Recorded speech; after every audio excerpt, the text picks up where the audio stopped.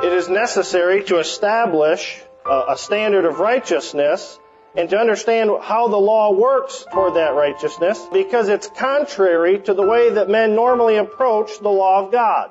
How can you be acceptable before God? If you ask somebody, how are you going to get to heaven? What do they say? Be a good person.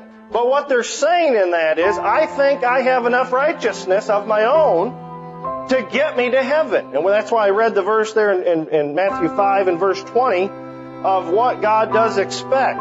Many see themselves as good people because they haven't killed anyone. If I haven't killed anyone, I'm a good person. That's not quite the standard. You've probably heard this. I'm doing the best I can.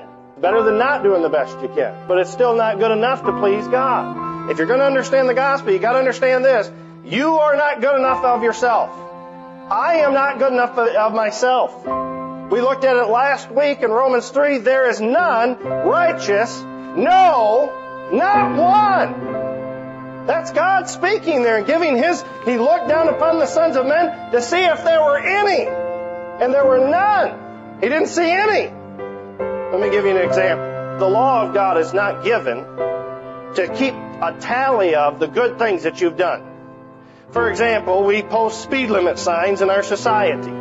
They don't put a counter on your dashboard that every time you pass a speed limit going the right speed, you get a bonus point.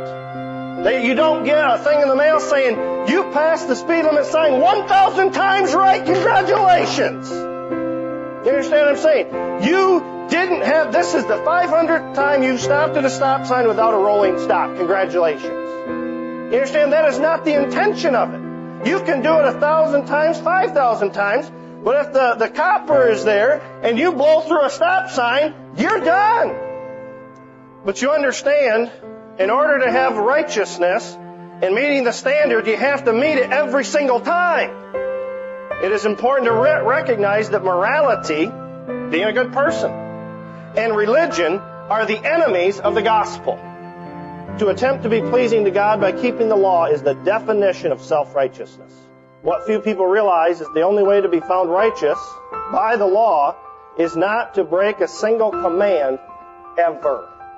To be guilty before God, you need only break one single commandment. James 2 and verse 10, for whosoever shall keep the whole law and yet offend in one point, one little minuscule point, he is guilty of it all. Meaning, you stand on a basis of righteousness, it's a pass or fail. There's no B pluses. There's no A minuses. It's A, 100%, or F, 0. Paul said it this way. He asked a rhetorical question. He says, you that desire to be under the law, meaning that you're going to stand before God on your good works. Do you not hear the law? Do you not hear what it's saying to you? It's not telling you that you're a good person. It's telling you that you've broken it. That your self-righteousness will not be good enough. My self-righteousness, being a pastor, being whatever I think I am, is not good enough to stand before God. Because as Jesus said, I can quote the Son of God and say, your righteousness better exceed the righteousness of the scribes and Pharisees, or you will not go to heaven. That's pretty blunt and bold. The Bible says, man looketh on the outward appearance, but where does God look? On the heart. You say, well, I'm really good at heart. Well, then the Bible says, out of the abundance of the mouth, the heart speaketh. What was God's description of our mouth? It was an open sepulcher, an open grave. What's inside an open grave? Rotting human flesh. That's what He sees in our self-righteousness. That's not a real pretty picture.